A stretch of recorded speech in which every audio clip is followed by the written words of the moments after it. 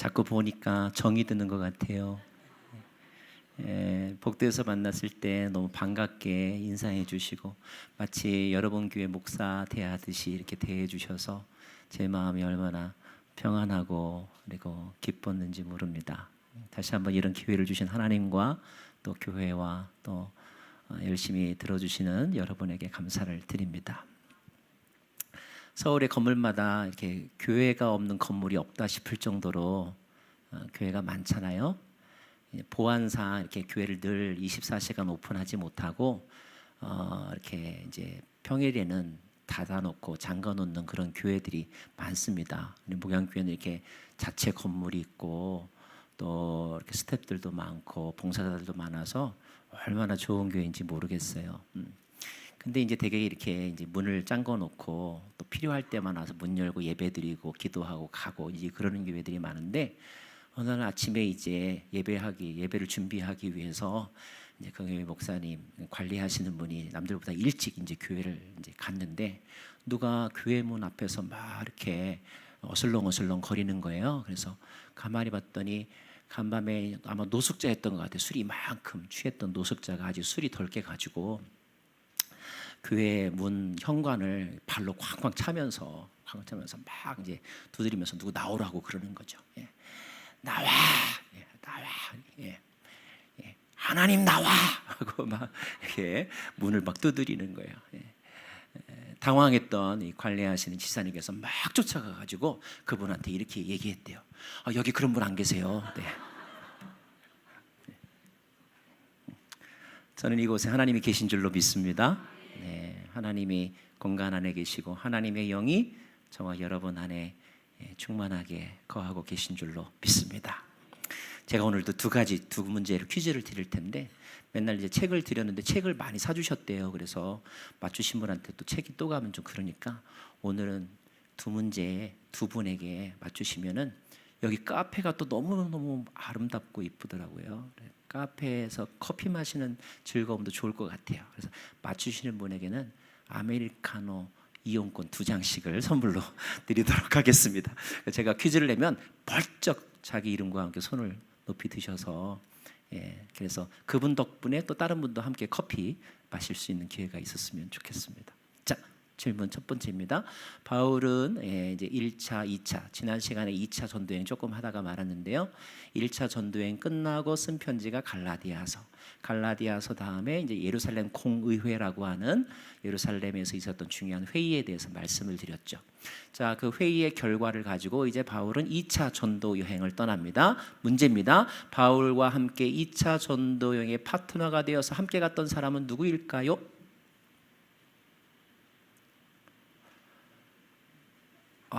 네.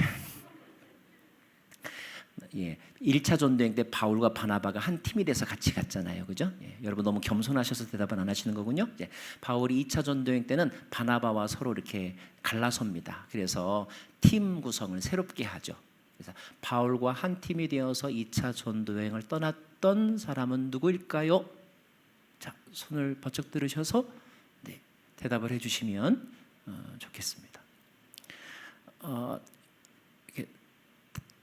당황스럽습니다. 이렇게 반응이 없으시면 제가 이제 강의의 수준을 확 낮춰야 되거든요. 시옷자가 들어갑니다. 알면서도 대답을 안 하시는 것 같아요. 자, 바울과 누구일까요? 네, 저 기둥 뒤에 계신 분 큰 소리를 외쳐주세요. 실라, 바울과 실라가 2차 전도여행의 한 팀이 되었다. 맞았습니다. 박수해 주세요. 박수해 주십시오. 네. 꼭 끝나고 그 커피 이용권 2장 꼭 받아가시기 바랍니다. 한 문제만 더 내도록 하겠습니다. 2차 전도여행 때 원래 바울은 자기가 처음에 갔었던 더베, 루스드라, 이고니온, 피시디아, 안디오까지 간 다음에 그 다음에 여기를 가고자 했었으나 못 가고 그래서 헤매다가 이제 도착한 곳. 그런데 이곳에서 이른바 환상을 보죠. 마게도니아 환상을 봅니다. 자, 그 환상을 보았던 이 항구 도시의 이름은 어디일까요? 아시는 분? 세 글자입니다. 세 글자. 네, 우리 기둥 앞에 앉아 계신 분, 네, 큰 소리로, 네, 들어와. 정답입니다. 네, 정답입니다. 여러분 박수가 별로 이렇게 남이 받아가지고 이렇게 기분이 별로 안 좋은 그런 박수인 것 같은데, 예. 그렇죠. 이렇게 박수를 치셔야 여러분도 복을 받습니다. 자, 우리 지도를 좀 보여주시면, 122페이지 지도를 보여주시면 2차 전도 여행입니다. 글씨가 좀 작아서 어떨지 모르겠지만 드로아라고 하는 곳을 찾으시면 좋겠어요. 드로아라고 하는 것을, 그리고 옆에 분에게 저기야 저기 좀 가르쳐 주세요. 예. 저 드로아라고 하는 곳에 도달하게 됩니다. 원래 가고자 했던 것은 어디였다고요? 아시아. 아시아의 대표적인 도시가 어디였다고요? 에베소를 가고자 했으나 거기를 가지 못하고 드로아에 와 있다. 자, 에베소는 그의 꿈, 드로아는 그의 현실. 예? 여러분의 청년 때의 꿈은 대기업 회장, 여러분의 현실은 샐러리맨. 네. 여러분의 청년 때의 배우자는 백마탄 왕자, 여러분의 현실은 오징어 남편. 예? 예. 자, 꿈과 현실 사이에는 이렇게 늘 갭이 있는 것 같아요. 저도 제가 이런 인생을 살 줄 몰랐어요. 항상 우리가 계획은 하지만 그러나 우리의 현실은 계획과 동떨어질 때가 많이 있습니다. 자, 인생이 자기의 계획처럼 되지 않을 때 사람들은 주로 어떻게 반응할까요? 실족하거나 좌절할 수 있습니다. 누군가를 원망할 수도 있습니다. 그리고 심지어 인생을 포기하기도 합니다. 그러나 드로아에 가 있던 바울은 길은 막혔지만 마음의 문은 막히지 않았다. 환상을 보았다는 이야기는 하늘의 문이 열려 있다라는 말입니다. 축복합니다. 사랑하는 여러분, 네, 여러분의 길이 혹 막힐 수 있을지는 몰라도 여러분의 기도의 문은 막히지 않기를 바랍니다. 자, 환상을 보았을 때 바울의 태도가 중요하죠. 어떻게 그 환상을 사람들이 해석했느냐면, 주께서 우리를 부르신 줄로 알고 힘써서 그 환상이 보이는 곳으로 건너갔는데, 그 건너간 곳이 바다를 건너서 저 화살표 방향으로 가면 네가볼리라고 하는 곳을 지나 빌립보라고 하는 곳, 그 다음에 빌립보에서 바울과 실라가 감옥에 갇혔던 이야기, 지난 시간까지 말씀을 드렸습니다. 자, 그 빌립보를 지나서 아볼로니아, 암비볼리아를 지나서 그 다음에 간 곳이 어디냐 하면 데살로니가라고 하는 곳입니다. 한번 따라하겠습니다. 데살로니가. 지도에 여러분 데살로니가를 찾아서 동그라미 하시면서 찾아오시는 것도 좋은 공부의 방법입니다. 데살로니가는 원래 사람의 이름입니다. 여인의 이름이었어요. 혹시 기억하실지 모르겠지만 알렉산더가 죽고 나서 그의 영토가 4명의 부하 장수에게 서로 나뉘어졌다고 말씀을 드렸습니다. 그 부하 장수 가운데 한 장수의 아내 이름이 데살로니가였는데, 이 남편이 자기 아내를 위하여서 선물로 준 도시가 데살로니가입니다. 그래서 그 도시를 아내의 이름을 따서 이렇게 도시 계획을 세우고 건물들을 세우고 조성했다, 이런 말입니다. 예, 남편들이요, 아내에게 선물을 하려면 이렇게 도시 하나를 선물할 수 있는 그런 배짱이 좀 있기를 바랍니다. 맨날 네잎클로마만 주지 마시고 하다못해 18K 반지라도 줄 수 있는 그런 마음, 열정이 있기를 바랍니다. 자, 이 데살로니가는 마케도니아라고 하는 그 지역, 그 스테이트의 캐피털 시티, 주도입니다. 주도. 자, 바울의 선교 전략 가운데 많은 사람들이 하는 바울의 선교 전략 가운데 하나는 무엇이냐면, 바울은 대도시 중심의 선교를 했습니다. 다시 말하면 그때 당시가 지금처럼 인구가 많지 않았기 때문에 도시라고 하는 곳을 가야 비로소 이제 뭐 인구 10만, 20만 이렇게 됐겠죠. 자, 바울은 어디든지 가면 그 땅의 중심 도시에 가서 거기에 있는 회당을 찾아갔고, 회당에서 이제 예배를 드리고 난 다음에, 회당 예배가 주로 어떻게 진행이 되냐면 찬양을 하고 기도를 드리고 그 다음에 성경을 낭독한 다음에 그 성경에 대해서 혹시 이렇게 묵상한 바를 서로 나눠보십시오라고 하면 회당장이 나누기도 하지만 함께 참석한 회중들이 그 봉독된 성경 말씀을 나누는 시간이 있었는데, 요즘 말로 하면 큐티 나눔 방 같은 거예요. 이제 그때가 되면 바울이 손을 번쩍 들고 나와가지고 앞에 나와서 이제 그때 낭독했던 말씀이 뭐겠어요? 그때는 구약 성경밖에 없으니까 특별히 모세오경 또는 예언서, 시편 이런 것들을 읽었겠죠. 자, 그 낭독한 말씀을 가지고 서로 묵상한 바를 사람들이 다 이야기할 때 바울이 이제 아마 마지막 부분에 딱 나서가지고 내가 이 말씀의 참된 의미에 대해서 깨달은 바를 내가 이제부터 좀 말하겠소 라고 하면서 이제 그가 알고 있는 구약 성경의 내용을 쭉 설명하는데, 바울은 예수를 만나고 난 이후에 모든 성경 말씀이 예수 그리스도 안에서 새롭게 해석이 되었던 거예요. 그래서 바울의 결론은 동일했습니다. 모세오경을 읽어도 이것의 결론은 예수, 시편을 읽어도 그 시편의 결론은 예수, 예언서를 읽어도 예언서의 결론은 예수. 구약에 예언된 모든 말씀, 선지자들과 그리고 예언자들의 모든 글이 예수에 관하여 증명하고 있음을 이제 그가 설교했던 거죠. 그러면서 복음을 전한 것이 바울의 전도 방법이었어요. 전도 방법이었습니다. 자, 대도시 중심의 선교였고 그 다음에 회당에 찾아가서 복음을 전했다, 이런 말입니다. 자, 그런데 대부분의 선교를 할 때는 이렇게 어느 도시에 가면 가다가 들려서 며칠 머무르고 또 이동하고 했는데, 특별히 대도시를 갈 때는 여러분 바울이 전도했던 도시 가운데 특별히 한 곳에 오래도록 머무르면서 전도도 하고 그 다음에 교회도 개척하고 그 다음에 양육도 하고 리더도 세우는 그런 도시들이 있습니다. 그 대표적인 도시가 에베소, 또 하나의 대표적인 도시가 고린도 다 그 지역의 가장 큰 도시입니다.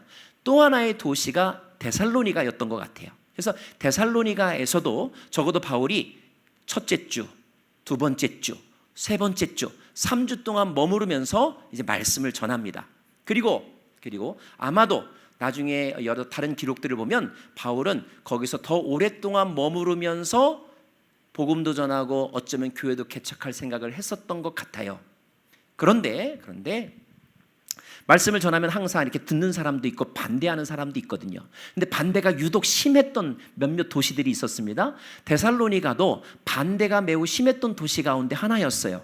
그래서 말씀을 들었던 사람들 가운데 바울이 전한 복음을 도저히 받아들일 수 없다고 생각한 사람들이 문제를 제기하고 바울을 잡아가두려고 하는 그런 움직임들이 일어났습니다. 그래서 바울이 그런 움직임이 있다는 소식을 제자들이 바울에게 전해주면서 선생님, 여기 있으면 더 위험합니다. 빨리 여기를 떠나셔야 됩니다. 그래서 제자들의 등에 떠밀려서 야반도주하다시피 데살로니가를 떠날 수밖에 없었어요. 떠나고 나서 그 다음에 들린 곳이 베레아. 근데 베레아에서 복음 전할 때 데살로니가에서 반대했던 사람들이 베레아까지 쫓아와서 바울을 공격합니다. 그래서 베레아에서도 더 오래 머무르지 못하고 이번에는 이제 배를 타고 쭉 내려간 도시가 이제 아테네라고 하는 곳입니다. 자, 요점은 뭐냐면, 원래 여러분 제가 이렇게 강의를 할 때 모든 사람이 다 그렇지만 강의를 할 때 대충 강의 계획이 있습니다. 내가 4주 동안 바울 따라잡기를 강의한다. 그러면 1주차 때 여기까지 하고 2주차 때 여기까지 해야지. 3주, 4주 이런 계획을 세워서 하겠죠. 계획대로 잘 안 되고 있지만, 그런 점에서 봤을 때 바울은 원래 어쩌면 조금 더 오랫동안 머무르면서 데살로니가에서 복음을 전하려고 했던 것 같아요. 그런데 중간에 갑자기 변수가 생겨서 3주만 하고 야반도주하듯이 떠났습니다. 그렇게 떠났기 때문에 바울의 마음 가운데 데살로니가 성도들에 대해서 어떠한 마음이 있었느냐면 2가지 마음이 있었는데, 첫째는 무엇이냐면 내가 원래 계획하기로는 한 7주 계획을 해서 복음을 전하려고 했는데 3주만 하다가 갑자기 떠났네. 계획했던 것을 다 전하지 못한 것에 대한 미안한 마음, 아쉬운 마음, 그런 마음을 가지고 있었다는 거예요. 그리고 말씀을 전할 때는 내가 여러분을 사랑하고 여러분을 위해서 내가 모든 것을 다 쏟아붓겠습니다. 얼마나 이런 다짐을 했겠어요? 그런데 3주 만에 도망치듯이 갔기 때문에 아마 목회자의 마음으로 사람들이 나를 어떻게 생각할까? 마치 간이라도 빼어줄 것처럼 말했는데 3주 만에 도망을 쳤으니 저 사람들이 얼마나 실망했을까? 이런 마음이 있었던 것 같아요. 그래서 그런 마음을 가지고 데살로니가를 향하여 편지를 썼는데 그 편지가 데살로니가 전서이다. 제가 이런 배경을 말씀드리는 것은 바울의 서신서가 13권이나 되는데 갈라디아서를 쓸 때, 데살로니가 전서를 쓸 때, 후서를 쓸 때, 고린도 전서 후서를 쓸 때 다 각각 그 편지를 쓸 때의 특별한 상황이 있다는 것입니다. 그때 바울의 상황, 그 직전에 겪었던 어떤 사건들을 이해하고 그 서신서를 읽어보면 아하, 바울이 왜 이런 말을 썼는지 이해가 될 수 있어요. 그래서 데살로니가 전서를 보면 바울이 어떤 말을 쓰냐면 데살로니가 사람들을 향하여서 너희들의 믿음의 수고와 믿음의 역사와 사랑의 수고와 소망의 인내에 대해서 내가 들었는데 너무너무 내가 그것으로 말미암아 감사하고 기쁘다. 너희들이 많은 박해 가운데서도 신앙생활을 잘하고 있다고 하니 내가 너무너무나 마음이 좋다. 다시 말하면 데살로니가 사람들을 굉장히 칭찬하는 내용이 나옵니다. 칭찬하는 내용이 나와요. 근데 여러분 사도행전 읽어보면 데살로니가 다음에 베레아를 갔을 때 어떤 말이 나오는지 아세요? 베레아 사람들은 데살로니가 사람들과 같지 않아서 신사적이어서 날마다 성경을 상고하고 묵상해서 이런 표현이 나오거든요. 사도행전에 보면 데살로니가 사람들은 아주 베레아 사람들에 비하면 아주 성격이 괴팍하고 성경 말씀도 마치 안 듣는 것처럼 그렇게 묘사되어 있는데, 근데 데살로니가 전서 편지를 쓸 때는 데살로니가 사람들은 믿음의 역사와 사랑의 수고와 소망의 인내, 그리고 박해 가운데서도 신앙을 잘 지켰다, 칭찬하고 칭찬하고 칭찬하는 내용이 아주 많이 담겨져 있어요. 게다가 또 그 뒷부분에 가면 내가 여러 번 다시 너희들에게 가려고 했었으나 길이 막혀서 못 갔다. 되게 미안한 마음을 표현하는 장면이 나옵니다. 왜 그런 말을 썼느냐 하면 바울이 데살로니가에서 원래 더 오래 있으려고 했는데 갑작스럽게 떠났기 때문에 미안한 마음, 그리고 가르칠 것을 다 가르치지 못한 그 아쉬운 마음을 가지고 썼기 때문에 그런 장면들이 있다는 거예요. 자, 그러면 바울이 예를 들어서 원래 7주 있었으면 하려고 했는데 가르치지 못했던 내용이 뭘까? 추측을 해보면 바울의 설교를 보면요, 대개 설교가 크게 두 구조로 되어 있어요. 어떤 구조냐면 앞부분의 구조는 예수란 누구인가, 예수님은 하나님의 아들, 예수님 우리의 구원자, 예수님이 왜 이 세상에 오셨는지 이런 부분에 대한 설명이 주로 되어 있고요.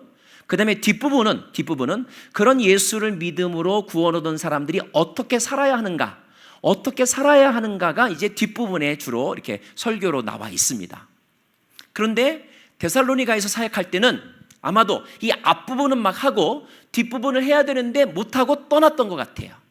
그래서 데살로니가 전서를 보면 그 전서의 내용이 어떻게 기록되어 있느냐 하면 예수님은 누구시다라고 하는 부분이 상대적으로 적고 예수를 믿는 사람은 어떻게 살아야 하는지에 대한 교훈들이 쭉 많이 나와 있습니다. 그 교훈을 한마디로 말하라면 한번 따라해 보실래요? 온전한 삶, 거룩한 삶, 온전한 삶, 거룩한 삶을 강조하는 내용으로 되어 있어요. 다시 말하면 우리는 예수 그리스도 안에서 새로운 하나님의 자녀가 되었으므로 하나님의 자녀가 된 우리는 비록 지금은 어린아이와 같지만 그러나 우리가 영적으로 온전하여지고 그리고 이 세상의 유혹을 따라가지 말고 거룩한 삶을 살아라. 하나님의 뜻은 이것이니 곧 음행을 버리고 거룩하게 사는 것이다. 이런 내용들이 주로 기록되어 있습니다. 온전한 삶. 그리고 데살로니가전서 5장에 보면 여러분이 잘 아는 항상 기뻐하라, 쉬지 말고 기도하라, 범사에 감사하라 이런 말씀도 있지만 그 다음 장면에 보면 그리스도께서 오실 때에 너의 영과 혼과 몸이 온전케 되기를 원하노라. 온전한 구원에 대해서 강조하고 있는 내용이 데살로니가 전서예요. 그리고 그 온전한 삶을 강조하기 위해서 이제 함께 언급한 내용이 뭐냐면 주님께서 다시 오실 것이다. 그 주님께서 다시 오실 때 너희들이 아주 성숙하고 온전한 모습으로 그분 앞에 서기를 원한다. 이것이 이제 데살로니가전서의 주요 내용입니다. 그런데 여러분, 재미있는 현상이 뭔지 아세요?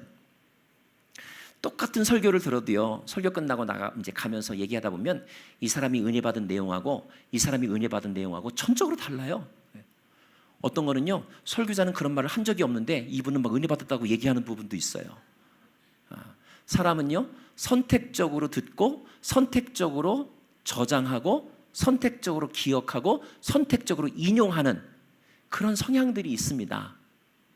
자, 무슨 뜻이냐면 바울이 데살로니가전서에서 정말로 강조하고자 했던 것은 갈라디아서가 자유라고 한다면 데살로니가전서는 온전한 삶인데, 그리고 그 온전한 삶을 강조하기 위해서, 가르쳐주기 위해서 주님 다시 오실 때에 너희들은 온전히 서라, 이것을 말한 건데, 사람들은 온전한 삶은 별로 기억을 못하고 뭐를 더 꽂혔느냐? 주님께서 다시 오신다는 거에 꽂혔던 거예요.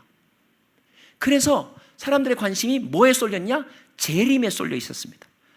곧 오신데 언제 오실까? 10월 22일 다미성교회. 언제 주님이 오시는가? 여기에 꽂혔던 거예요. 여기에 꽂히게 되자 나타나는 현상이 두 가지가 있었는데, 한 사람은 와, 주님이 오실 그때에 우리들이 주님 앞에 들림 받으려면 이 세상의 모든 것들은 다 쓸모가 없어. 가산도 팔고 친구도 버리고 기도원에 올라가는 거죠. 그러는 사람들. 또 정반대로 와, 종말이 곧 온대. 그러면 우리는 뭐 누릴 것도 못 누리겠네. 그래, 죽기 전에 하고 싶은 거나 다 해보자. 캐세라 세라. 이렇게 살아가는 양극단의 사람들이 있었습니다. 그래서 직장에 안 가는 거예요. 왜 안 갑니까? 아이고, 내일 주님 오신다는데 뭐 오늘 일하면 뭐 합니까? 이런 현상들이 생긴 거예요. 그런 이야기가 들려오자 바울이 어이쿠, 내가 원래 말하고자 했던 메시지는 그게 아닌데. 그래서 바울이 다시 편지를 씁니다. 다시 쓴 편지를 통하여서 주님이 오시지만 그 시와 그때는 아무도 모른다. 도적같이 올 것이다. 너희는 게으르지 말고 열심히 일해라. 나도 열심히 일하지 않았느냐? 너희들도 열심히 일해라. 그래서 성실한 삶, 그 날과 시기에 관심을 쏟지 말고 오늘 하루하루 너에게 주어진 삶의 자리에서 최선을 다하여 성실하게 살라고 강조한 편지, 그 편지가 데살로니가 후서인 거예요. 후서입니다. 이런 배경이 있다는 사실을 알고 여러분이 성경을 읽으셔야 돼요. 여러분, 요즘 들어서 성경을 읽는 이렇게 거룩한 경건 운동은 참 좋은 일인데, 성경을 읽을 때 마태, 마가, 누가복음 말고 또 하나의 복음이 있죠. 뭐가 있어요? 내가 복음이 있죠. 내가 복음이 뭐예요? 내가 좋아하는 밑줄 친 성경 구절. 근데 이 밑줄 친 성경 구절, 또는 뭐 이렇게 제자 훈련 받을 때 암송 구절. 암송 구절은 매우 중요하니까 암송하라고 가르쳐 준 그런 본문이지만, 그러나 그 암송 구절을 읽을 때 이 암송 구절이 전후 어떤 상황 속에서 나온 말인지 이걸 먼저 파악하고 그 말씀을 이제 내가 내 삶에 적용할 때에 그 암송하고 선포하고 그리고 그 말씀으로 권면하는 것이다. 이렇게 이해를 하셔야지, 앞뒤 뚝 잘라버리고 그냥 멋있다는 이유로, 운율이 맞는다는 이유로 그 말씀을 아무렇게나 쓰면 오히려 성경을 왜곡할 수 있다는 사실을 여러분 기억하셔야 돼요. 설교할 때 우리 담임 목사님이 설교를 얼마나 열심히 준비해서 하시겠어요. 설교마다 핵심 주제가 있거든요. 근데 핵심 주제는 까마득하게 잊어버리고 예화만 떠오르면서 가는 분이 있어요. 예화. 그런 분은 마치 데살로니가 전서를 읽었지만 핵심은 놓쳐버리고 재림에만 초점을 맞춘 사람들하고 비슷한 것입니다. 그래서 성경을 개인적으로 읽을 때나 또는 설교를 읽을 때나 이 전체를 꿰뚫는 중심 주제가 무엇인가, 그걸 붙잡는 게 중요하고요. 예화는 잊어버려도 괜찮아요. 아니면 예화는 원래 주제를 떠오르게 만드는 실마리로서 역할을 하는 것이지, 예화만 쌩쌩하게 기억하고 성경 말씀은 잘 기억이 안 난다고 그런 일이 없기를 바랍니다. 네. 자, 160번, 160페이지 한번 띄워주세요. 자, 데살로니가 전서와 후서는 그런 맥락하에서 쓰여졌다 하는 것입니다. 자, 160페이지인가요? 네. 네. 161페이지 넘겨주세요. 예. 자, 다시 여러분 지도를 조금 더 이렇게 좀 들여다보면 빌립보 다음에 아볼로니아, 아볼로니아 다음에 데살로니가, 데살로니가 다음에 베레아, 베레아 다음에 간 곳이 어디냐면 아테네라고 하는 곳입니다. 아테네. 그 다음에 아테네 옆에 있는 큰 도시가 고린도라고 하는 도시예요. 고린도라고 하는 도시입니다. 162, 3 이렇게 한 장씩 넘겨주실래요? 네, 한 장씩 넘겨주시면 다음, 그 다음, 여러분 이곳이 지금에 가면 아테네 근대 올림픽 1회 올림픽 경기가 치루어졌던 아테네 경기장입니다. 여러분이 이 화면에서 보시는 사진은 다 제가 직접 찍은 거예요. 제가 터키 성지 순례를 몇 차례 했거든요. 그리고 오늘 목사님하고 대화하면서 우리 목양교회 성도님들하고 터키 성지 순례 갈 꿈이 생겼어요. 그 꿈이 이루어지기를 저는 바랍니다. 자, 그 다음 사진 보여주시면 이것도 제가 찍은 거예요. 여러분, 이 그리스를 가면 높은 언덕 위에는 저런 큰 신전이 있습니다. 저 신전은 파르테논 신전이라고 하는데 예나 지금이나 사람들은 우리나라 사람들도 높은 곳에 가면 선앙당 짓고 사당 짓고 그러잖아요. 그 사람들도 높은 산에는 마치 산 높은 곳은 하늘과 가깝다라고 생각해서인지 종교적인 의식을 하는 그런 신전들이 많이 있습니다. 그 다음 사진, 그 다음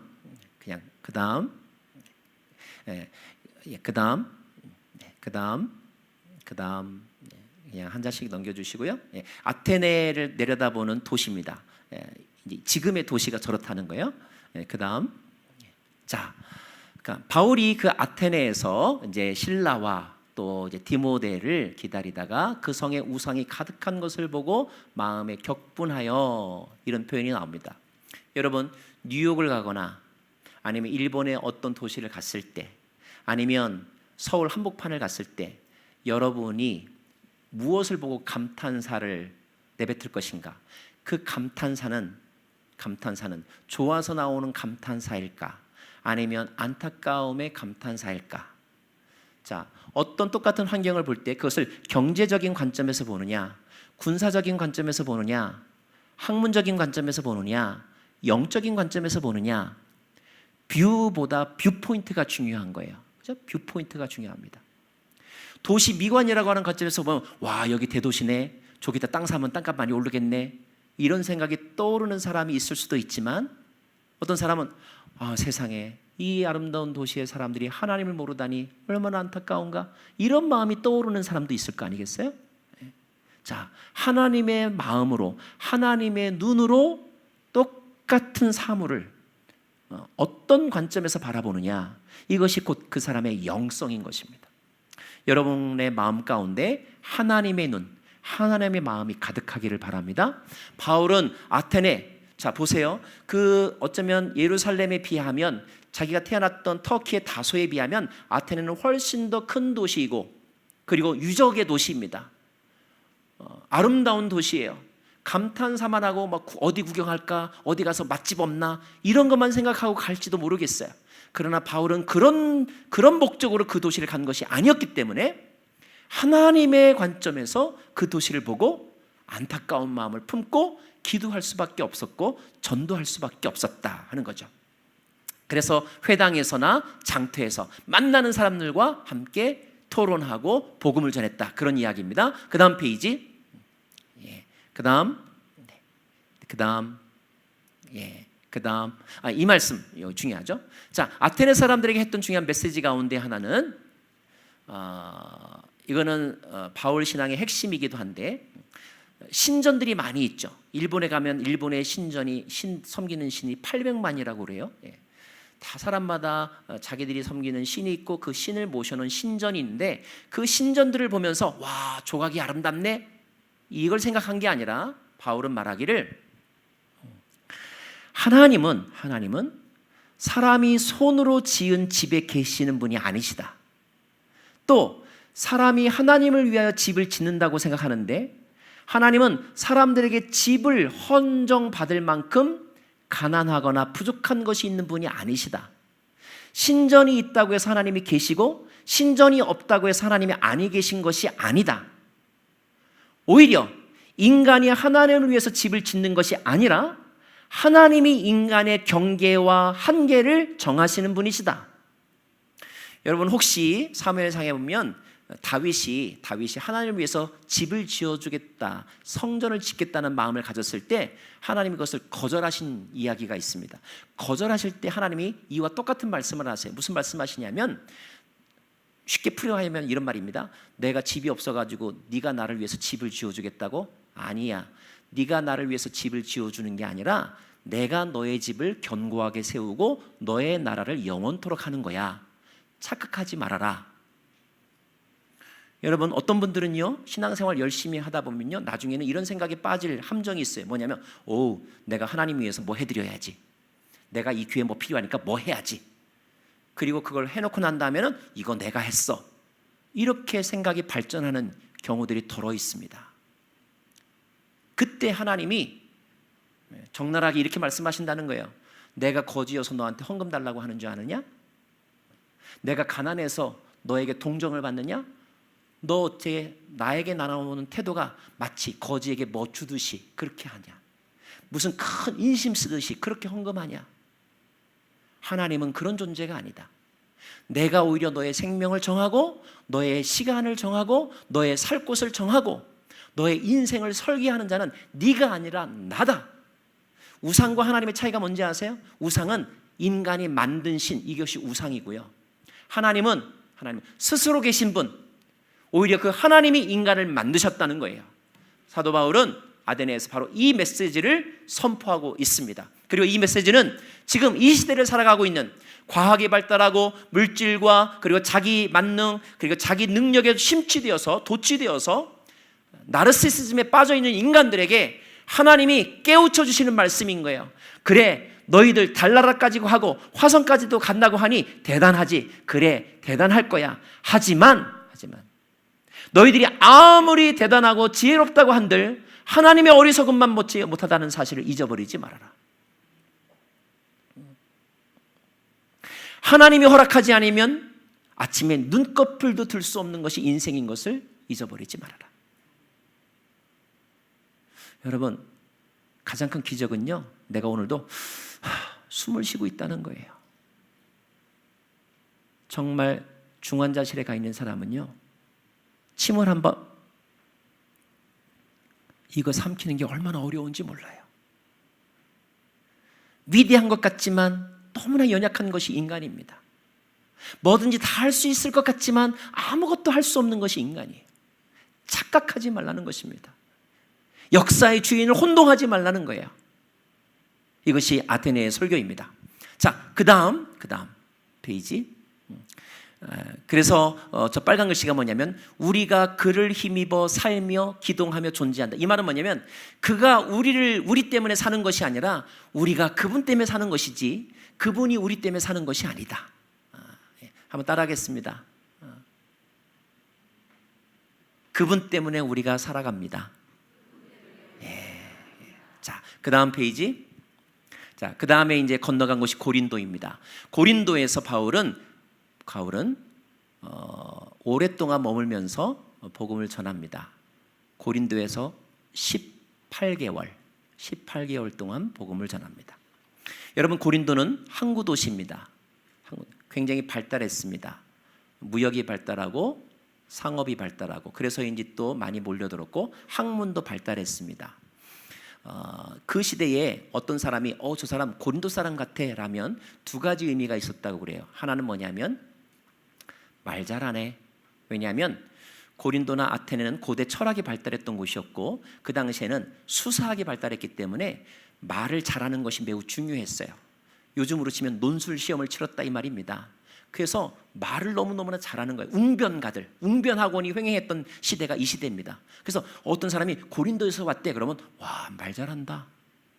또 하나 고린도에서 왔다라고 하면 붙는 이미지가 있었는데 그것은 뭐냐면 바람둥이다.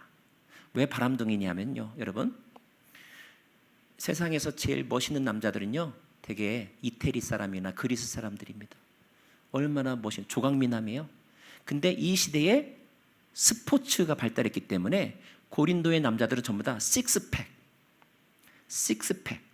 그리고 우통을 안 벗고 다녔어요. 아니, 우통을 벗고 살았어요. 그래서 여러분 보세요. 우통을 벗은 남자가 식스팩을 가진 남자가 게다가 말도 잘하면 거기에 안 넘어갈 여자가 몇이나 되겠어요. 그래서 어떤 사람이 고린도 사람이다 라고 하면 와, 바람둥이 같아? 이런 닉네임이 붙었던 곳이 고린도라고 하는 곳입니다. 자, 그러면 이런 도시에서 복음을 전하는 일은 쉬웠을까요? 어려웠을까요? 왜 어려웠을까요? 그것은 다른 어려움이 아니에요.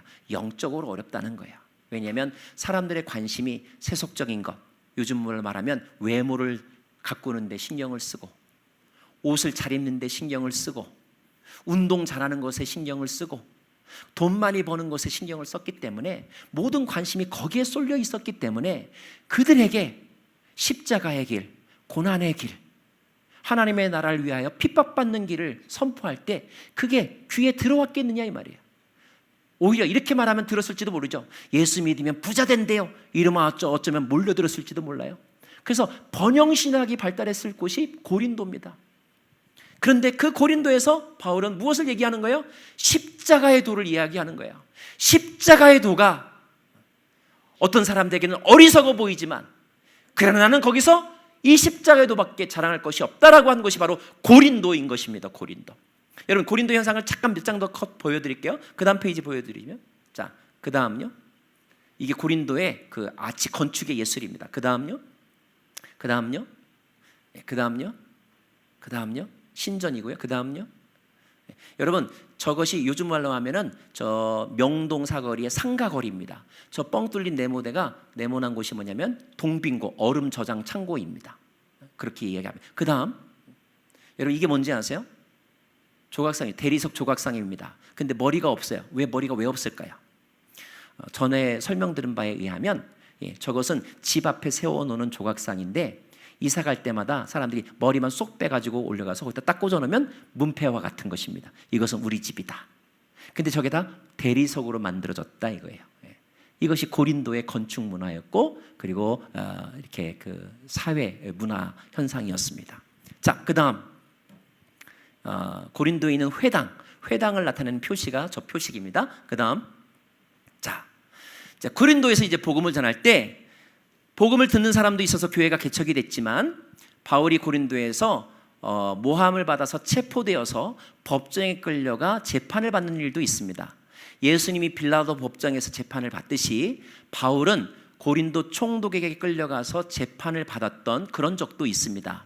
자, 그만큼 열매도 있었지만 어려움도 있었다는 거예요. 자, 그런 어려움도 있죠. 직접적인 박해도 있죠. 사람들의 관심은 전부 다 너무 세속적인 것에 있기 때문에 아무리 복음을 믿고 예수 믿으면 구원 얻는다라고 말하지만, 영접 기도를 따라 할 뿐 교회 안에 들어와서도 똑같이 장사하고, 똑같이 음행을 저지르고, 똑같이 싸우고, 똑같이 세속적인 이야기들만 하는 그런 현상들을 보았을 때 바울의 마음 가운데 어떤 마음이 들겠어요? 정말 사람은 안 변하는구나, 이런 생각이 들지 않겠어요? 목회에 열매가 없네, 이런 생각이 들 수도 있지 않았겠어요? 자, 그러할 때에 바울이 경험한 하나님의 환상 가운데 들은 음성인데, 오늘 이 말씀을 여러분과 좀 나누고 싶습니다. 자, 우리 세 번째 줄 밤에부터 같이 읽을까요? 시작. 밤에 주께서 환상 가운데 바울에게 말씀하시되 두려워하지 말고 침묵하지 말고 말하라.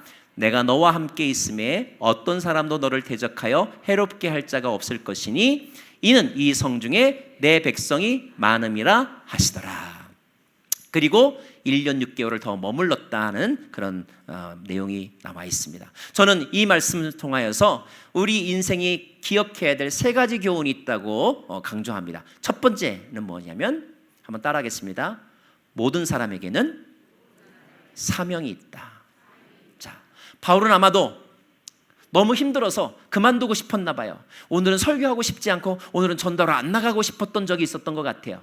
그런데 그때 하나님이 오셔서 뭐라고 말씀하시냐면, 먼저 두려워하지 말라고 격려하신 다음에 침묵하지 말고 말하라고 합니다.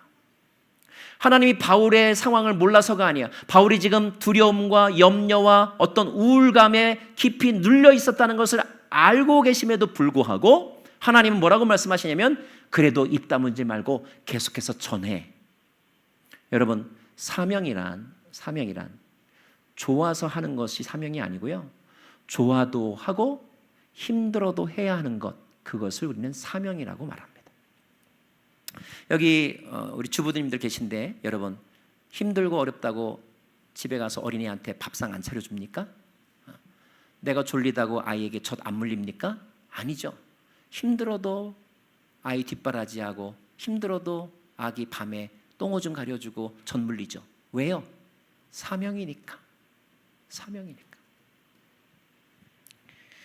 제가 아는 어떤 분이 해준 말 가운데 제 마음속에 남는 게 있습니다. 그분이 이렇게 얘기를 했어요. 목회를 보람으로 하냐 사명으로 하는 거지.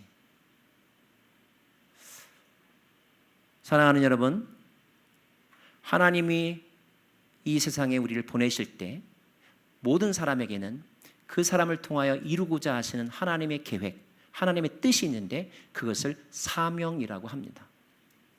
불행은 사람들이 자기의 사명이 뭔지를 모르고 있다는 거예요. 우리는 60년도에 우리는 민족중흥의 역사적 사명을 띠고 이 땅에 태어났다. 국민교육헌장을 외우면서 국민으로서의 사명을 훈련받았습니다. 자, 2017년을 살아가는 오늘 여러분의 사명은 무엇입니까? 좋아도 해야 하지만 싫어도 해야 하는 사명이 무엇이냐 하는 거예요. 그 사명을 목표라고도 말할 수 있고 또는 비전이라고도 말해도 괜찮습니다. 미션이라고 말해도 좋아요. 사명감을 가지고 살아가고 있느냐? 아버지의 사명은 무엇인가? 교회 임직자의 사명은 무엇인가? 임직자가 되는 것에만 관심을 두지 마시고 임직자의 사명은 무엇인지, 나는 그 사명을 잘 감당하고 있는지, 어느 날 하나님이 너가 네 사명을 잘 감당했는지 한번 나에게 보고해봐 라고 우리의 삶을 평가하실 때가 올 터인데, 그때 예수님처럼 다 이루었습니다, 나의 달려갈 길을 마칠 때까지 나의 생명을 조금도 귀한 것으로 여기지 아니하고 내가 주께 받은 사명을 다 감당했습니다, 이렇게 자신 있게 말할 수 있는지, 아니면 죄송해요, 너무 바빠가지고, 그때 내가 너무 아파가지고, 그때 내가 조금 경황이 없어가지고 이렇게 변명할 것인지. 하나님을 모르던 우리의 조상들은 옛날에 이렇게 말했어요. 죽을 때 아이고 내가 죽어서 어떻게 우리 조상을 뵈나, 이렇게 생각하면서 그 당시 그에게 주어진 일을 해야 된다고 생각하면서 살았습니다. 자, 우리는 하나님께 보냄받은 사람들입니다. 하나님이 세우셔서 오늘 이 시간이 우리에게 주어진 것이죠. 하나님이 그냥 주시지 않았습니다. 각 사람마다 고유한 사명을 주셨는데 사명을 발견해야 되고요, 그 사명에 충실하게 살아야 하고요, 할 수 있는 대로 그 사명을 완성하는 삶을 살아야 합니다.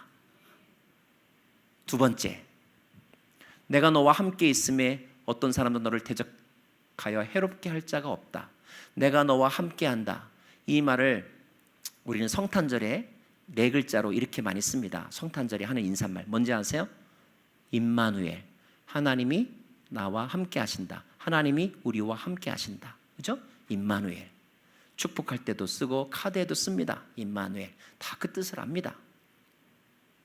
그런데 임마누엘, 하나님이 우리와 함께 하신다는 말을 1인칭 시점에서 다시 표현하면 이렇게도 바꿀 수 있어요.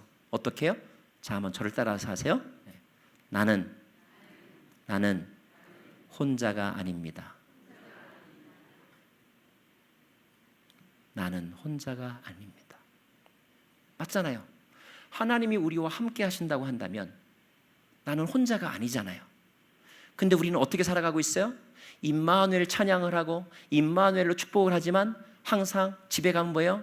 세상에 나밖에 없어, 아무도 내 편을 몰라줘, 나만큼 고생하는 사람이 있으면 나와보라고 그래, 남편도 남의 편이지 내 편이 아니야, 나만 홀로 남았거늘, 나만 고생하고 있다는 생각, 아무도 나를 도와주지 않는다는 생각, 이 생각에 빠져들죠. 근데 여러분, 혼자라고 하는 이 생각을 가질 때 사단이 여지없이 찾아와서 그를 유혹하죠. 다윗도 홀로 있을 때 밧세바의 유혹에 넘어갔고요, 예수님도 홀로 있을 때 시험이 찾아왔죠. 하와도 홀로 있을 때 뱀이 찾아왔죠. 그러나 어떤 사람이 승리했습니까? 육체적으로 혼자 있을지라도 영적으로 하나님이 나와 함께 하신다는 생각, 천사들이 나와 함께 하신다는 생각을 가진 사람은 하나님을 의식하고 하나님이 계신 것처럼 하나님이 여기 계신 그대로의 생각과 행동을 하죠. 그리고 그 하나님과 더불어 사단과 싸워 이기는 것입니다. 사단을 싸워 이기는 것이죠. 그런데 공간적으로 정서적으로 혼자 있다는 생각을 가진 사람은 사단이 나와서 너 외롭지? 그래, 인생에 난 외로운 거야. 네가 하는 것을 누가 알아줘? 아무도 몰라. 너 그래봤자 소용없어. 야, 그렇게 사느니 뭐해? 이렇게 어두운 생각, 부정적인 생각을 심어주어서 우리를 결국 고독사하게 만드는 것입니다. 관계의 단절로 끌고 가는 거예요.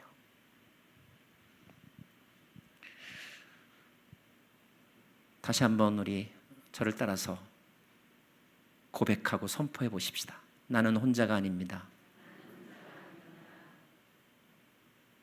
정말 그렇게 동의하십니까? 나는 혼자가 아닙니다. 나는 혼자가 아닙니다. 나는 혼자가 아닙니다. 나는 혼자가 아닙니다. 청소년들이 왜 가출하는가? 아무도 날 몰라주고 우리 집안에서 나밖에 없다고 생각할 때 가출하는 거예요.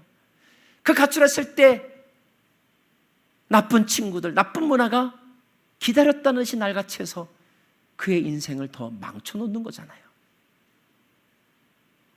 임마누엘은 단지 교리적인 선언이 아닙니다. 임마누엘은 내가 오늘 느껴야 되는 실제인 거예요. 나는 혼자가 아닌 것이죠. 아무리 외로워도, 아무리 되는 일이 없어도, 사면 초가에 몰린 것 같아도 우리는 선포할 수 있어야 합니다. 믿음으로 나는 혼자가 아니야. 예수님이 뭐라고 말씀하십니까? 나를 보내신 이가 나와 함께 하시는도다. 내가 그의 일을 성실하게 행함으로 그가 나를 기뻐하시는도다. 예수님이 하신 말씀이에요. 나를 보내신 분은 나와 함께 하시는도다. 세 번째. 자, 1년 6개월 하나님이 사명을 주셨는데 너 죽을 때까지 해. 이렇게 안 하셨어요. 힘들어서 그만두고 싶을 때 그래도 격려하면서 계속해라고 하셨지만 1년 6개월 후에 바꿔주셨어요. 자, 모든 것에는 기한이 있다. 인생의 세 번째 교훈입니다. 여러분이 잘 아는 유행어, 모든 것은 지나가리라. 그렇죠, 다 지나가죠. 좋은 것도 지나가는 거예요. 나쁜 것도 지나가지만 좋은 것도 지나갑니다. 언젠가 반드시 끝이 옵니다. 여러분의 젊음도 끝이 오고, 여러분의 건강도 끝이 오고, 여러분의 그 자리도 끝이 옵니다. 무한대로 우리에게 주어지지 않았어요. 자, 그러면 우리는 어떻게 살아야 할까요? 그저 내게 주어진 오늘, 내가 여기에 서 있는 이 자리에서 내가 할 수 있는 한 최선을 다하여 그 오늘을 성실하게 살아가는 것, 이것이 신앙의 길이고 이것이 성공인 것이죠. 하나님이 기뻐하시는 삶인 것입니다. 하나님이 언제 그 일을 그만두게 하실지 아무도 몰라요. 내일은 믿음과 소망 가운데 존재하는 것이 사실 실제하지 않는 거예요. 어제는 지나가 버렸기 때문에 존재하지 않는 것이고, 내일은 아직 오지 않았기 때문에 존재하지 않는 것이고, 존재하는 것은 오늘 이 순간, 이 시점, 이때만 있는 것입니다. 지금 이 순간 저와 여러분은 이 예배당 안에서 말씀을 나누고 있죠. 이 현재에 우리가 최선을 다하고 이 현재를 통치하시는 하나님께 집중할 때 그것이 영생이고 그것이 승리이고 그것이 행복인 줄로 믿습니다. 세 가지 교훈. 우리는 사명이 있다. 우리는 혼자가 아니다. 모든 것에서는 기한이 있다. 이것이 고린도에서 바울이 목회를 할 수 있었던 힘입니다. 나중에 바울이 고린도 전서를 쓰고 후서를 쓰는데, 고린도 후서를 쓸 때 바울이 한 그 고백이 저는 참 제가 좋아하고 그리고 또 여러분과도 좀 나누고 싶은 고백입니다. 특별히 고린도 후서 6장에 바울이 이런 말을 쓰는데, 아마 고린도 교회에서 목회할 때 그 정도로 힘들었었던 것 같아요. 자, 그가 이렇게 말합니다. 우리가 이 직분이 비방을 받지 않게 하려고 무엇에든지 아무에게든지 거리지 않게 하고, 오직 모든 일에 하나님의 일꾼으로 자천하여 많이 견디는 것과 환난과 궁핍과 고난과 매맞음과 갇힘과 난동과 수고로움과 자지 못함과 먹지 못함 가운데서도 깨끗함과 지식과 오래 참음과 자비함과 성령의 감화와 거짓이 없는 사랑과 진리의 말씀과 하나님의 능력으로 의의 무기를 좌우해 가지고 영광과 욕됨으로 그러했으며 악한 이름과 아름다운 이름으로 그러했느니라. 우리는 속이는 자 같으나 참되고 무명한 자 같으나 유명한 자여 죽은 자 같으나 보라 우리가 살아있고 징계를 받는 자 같으나 죽임을 당하지 아니하노라. 바울이 사역의 현장에서 깨달은 것은 이거였어요. 영광만 오지 않더라는 거예요. 고난만 오지도 않더라는 거예요. 영광과 고난이 동시에 오더라는 것입니다. 그래요. 인생은 다 빛과 어둠 양면성이 있어서 좋은 일 중에 또 힘든 일이 섞여 있고, 힘든 일인 것 같은데 자세히 들여다보면 거기에 또 이른바 행운이라는 것이 숨겨져 있죠. 두 가지가 다 있는 거예요. 영광과 고난을 동시에 받는다. 이것이 모든 인생사입니다. 중요한 것은 그런 일들을 겪을 때 나의 태도가 중요하다는 거예요. 내가 무엇을 바라보는가?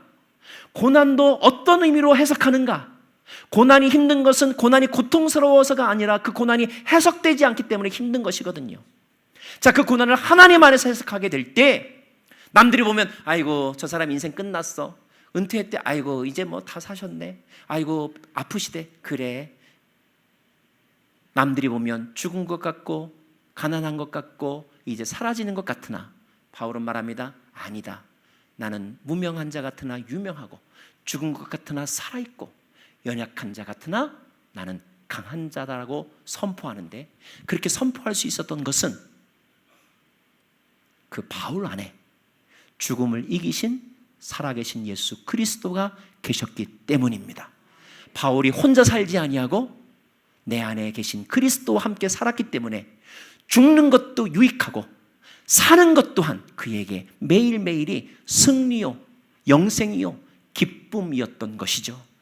이것이 바울을 따라 살기로 배우는 우리가 붙잡아야 될 삶의 교훈인 것입니다. 마지막으로 갱그레아에서 머리를 깎았다 이런 말이 나옵니다. 왜 머리를 깎았을까? 많은 해석들이 있는데요. 성경에 나시린이라는 개념이 있습니다. 나시린은 내가 나의 삶을 하나님 앞에 온전히 드렸다는 의미로 이제 붙여진 이름인데, 두 종류가 있어요. 평생 나시린이 있고 일정 기간 나시린이 있습니다. 삼손이나 사무엘은 태어나면서부터 아예 그들을 성전에 아예 가서 살게 했고, 평생 동안 머리에 칼을 대지 아니하고 머리를 자르지 아니하고 포도주 마시지 술 마시지 않게 하고 부정한 것 시체를 만지시지 않게 하면서 자기 몸을 거룩한 터부를 가지고 이제 하나님에게 집중하면서 사는 거죠. 일정 기간 나시린은 1년이면 1년 아니면 뭐 5년이면 5년 기간을 정해서 그 기간 동안 내가 하나님 앞에 헌신하고 하나님 앞에 헌신한 그 기간 동안은 내가 다른 거 하지 않겠다. 이걸 나신일이라고 말합니다. 자, 바울이 나시린으로 특별히 서원을 했다는 거예요. 그래서 서원한 기간 동안에는 바울이 머리를 깎지 않았어요. 근데 갱그레아에서 머리를 깎고 이제 그 땅을 떠납니다. 머리를 왜 깎을까요? 일정 기간 나시린은 그 나시린의 그 서원의 기간이 끝나면, 서원의 기간이 끝났기 때문에 이제 머리를 자르는 거예요. 그리고 그 자른 머리를 성전에 가서 제사의 제물로 드리는 것으로 자기가 나시린의 임무를 다했다라는 것을 이제 하나님 앞에 고백하는 그런 절차를 거치는데, 제 추측으로는 아마도 바울이 드로아에서 어디로 가지, 내가 어디가 전도해야 되나 고민할 때 하나님의 환상을 보아서 이제 배를 타고 새로운 땅으로 가게 되는데, 이 땅은 바울이 한 번도 가보지 않은 땅이에요. 내가 여기 지금 육지 끝에 왔고 여기 바다가 있는데 내가 이 육지 끝에서 더 이상 이 바다를 건널까 말까 망설일 때에 하나님께서 보여주신 환상을 보고 특별히 헌신하여 이제 바다를 건너서 새로운 땅에 발을 내딛었는데, 이 땅이 나중에 알고 보니 유럽 땅이었다 이 말입니다. 유럽 땅.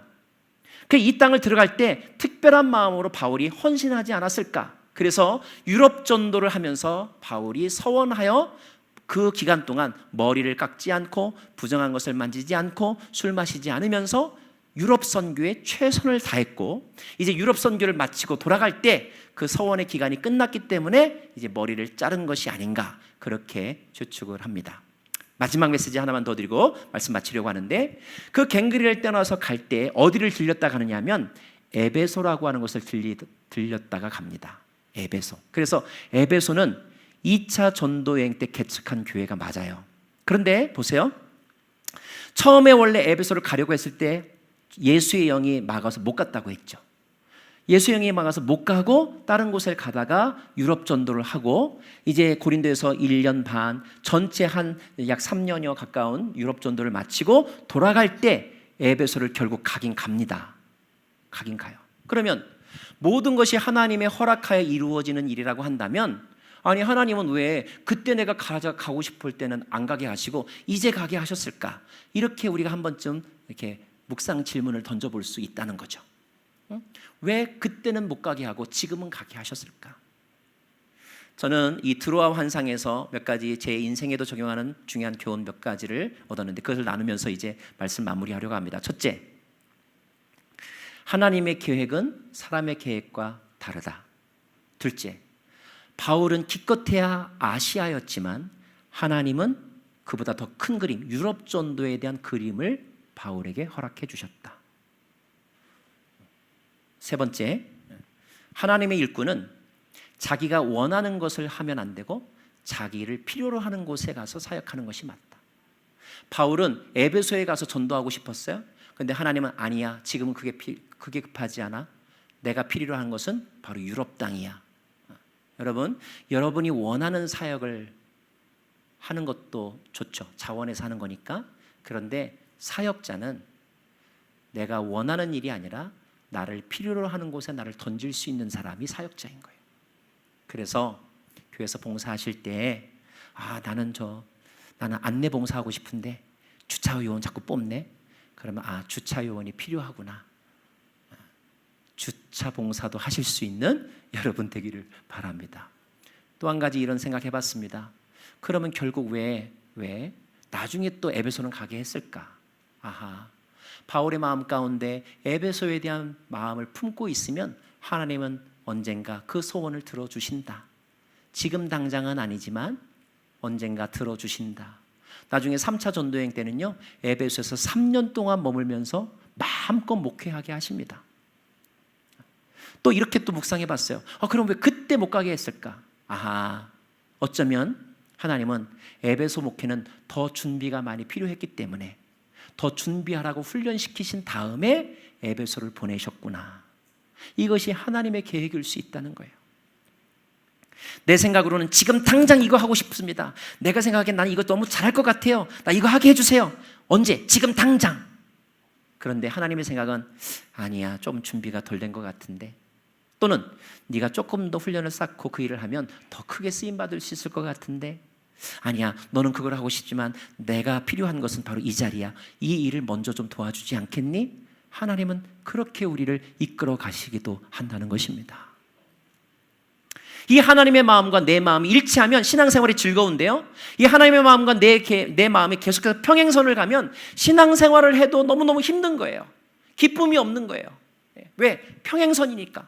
하나님과 내가 평행선으로 가면, 평행선이 동행한다는 의미로서의 평행선이 아니라 하나님 생각 따로 내 생각 따로, 하나님 목적지 따로 내 목적지 따로, 이렇게 가면은 신앙생활을 해도 자꾸 마음이 불편해지고 기쁨이 없고 짜증이 나고, 그리고 다른 사람에게 공격하게 되고 그러는 것입니다. 예수님은 영생이란 요한복음에 의하면 예수 그리스도를 아는 것이라고 그랬어요. 그리스도 안에서 우리에게 주신 그분의 마음을 아는 것, 하나님의 마음을 아는 것, 이것이 영생의 기쁨, 신앙생활의 기쁨인 것입니다.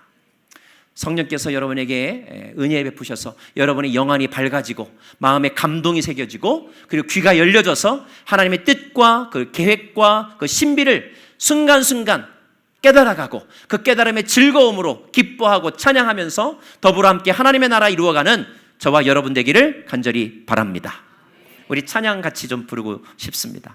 오늘 아까도 제일 마지막에 불렀던 찬양이 있던데, 후렴구 했던 찬양, 우리 그 찬양하면서 오늘 특별히 여러분과 좀 같이 기도하고 싶은 마음이 있습니다.